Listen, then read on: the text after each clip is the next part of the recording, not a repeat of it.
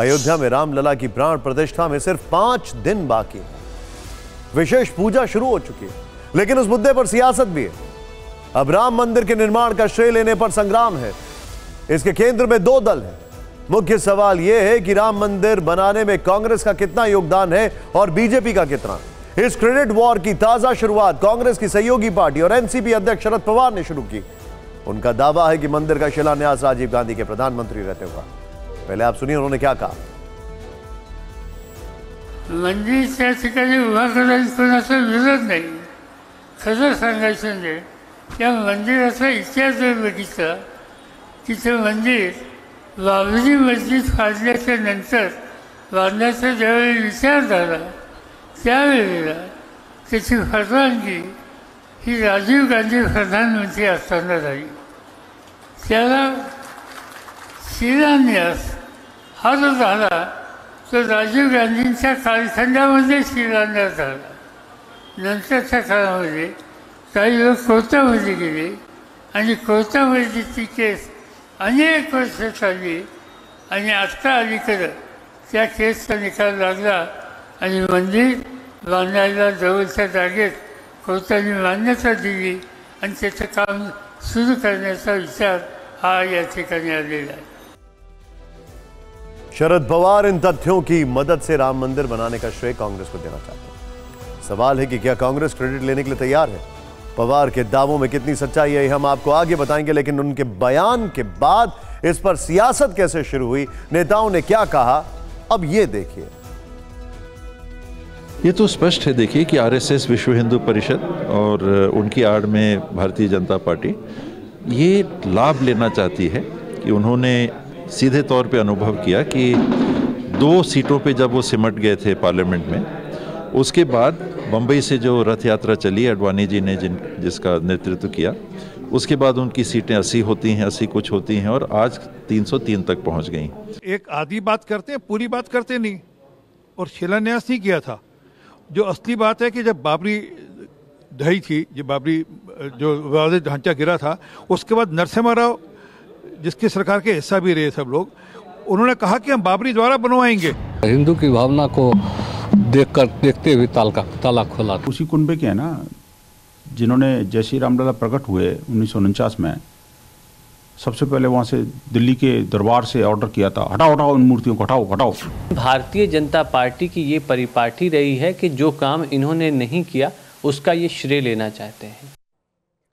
लेकिन अब भी वही सवाल है कि शरद पवार ने राम मंदिर के कांग्रेस कनेक्शन को लेकर जो कहा उसकी हकीकत क्या है। ताला किसने खुलवाया, शिलान्यास किसने करवाया और उस दौर में क्या क्या हुआ। अब आप उसकी सच्चाई जान लीजिए।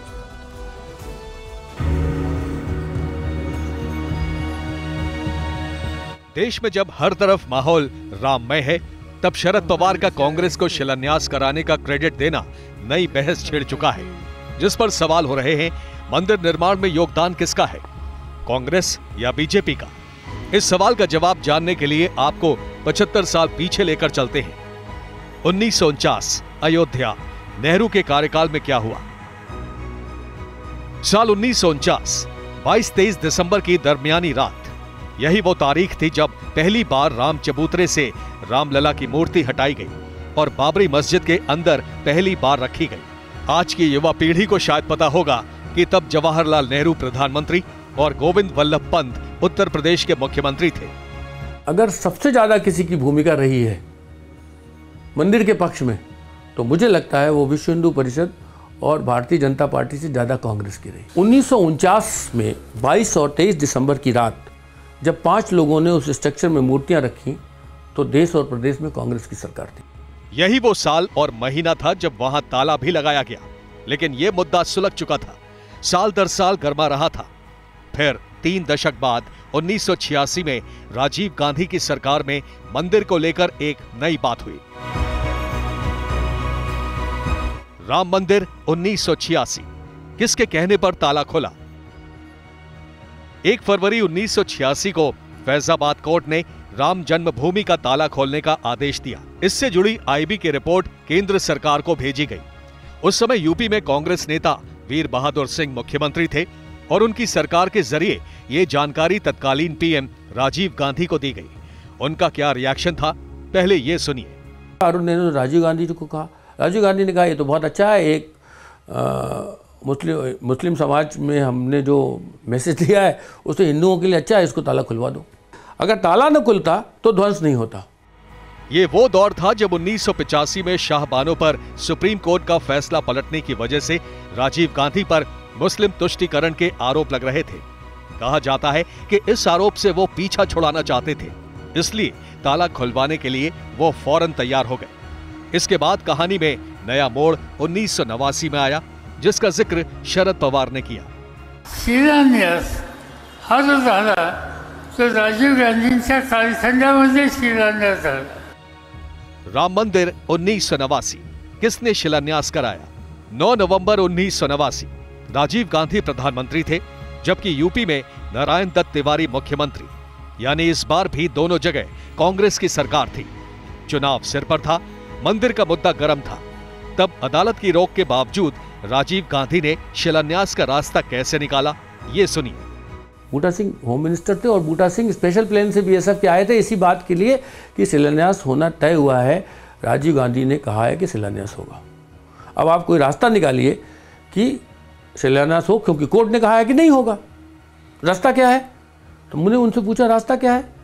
उनका रास्ता क्या है? रास्ता कुछ नहीं है। रास्ता एक ड्राफ्ट लाए हैं, वो कमिश्नर को दिया जाएगा और कमिश्नर ये शाम को ऐलान करेंगे कि वो जो शिलान्यास की अभी जगह है वो 2.77 एकड़ से बाहर है। ये रास्ता निकला। 1989 में राम मंदिर की कैसी लहर थी, इसका अंदाजा अब इस बात से लगाइए कि तब चुनाव प्रचार की शुरुआत राजीव गांधी ने अयोध्या से की थी।